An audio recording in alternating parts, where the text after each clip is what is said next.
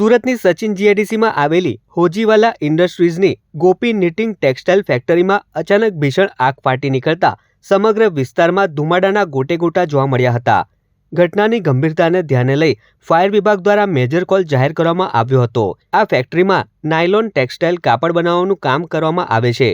કાપડનો જથ્થો અને nylon material હોવાના કારણે આગે જોતજોતામાં રૌદ્ર સ્વરૂપ ધારણ કરી લીધું હતું અને સમગ્ર ફેક્ટરીને ઝપેટમાં લઈ લીધી હતી. બનાવની જાણ થતાં જ સ્થાનિક લોકો અને ફેક્ટરીના કર્મચારીઓમાં નાસભાગ મચી જવા પામી હતી. તો બીજી તરફ સુરત ફાયર વિભાગને જાણ કરવામાં આવતા Surat main fire station, Sachin GIDC અને હોજીવાલા ફાયરની ટીમો તાત્કાલિક ઘટના સ્થળે દોડી આવી હતી. ડઝનથી વધુ ફાયર ટેન્ડરો દ્વારા પાણીનો મારો ચલાવી આગ પર કાબૂ મેળવવાનો પ્રયાસ કરવામાં આવ્યો હતો.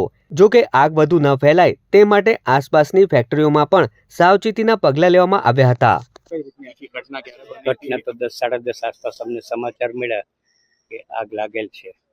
એ દરમિયાન અમે પહોંચ્યા. એ દરમિયાન સચિન પોલીસ, હોજીવાલા પોલીસ સ્ટેશનના અમલદાર શ્રી તેમજ ફાયર બ્રિગેડે ખૂબ જ પ્રશંસનીય કામગીરી કરી આગને કાબુ લેવા માટે ખૂબ જ સારા પ્રયત્નો કરેલ છે.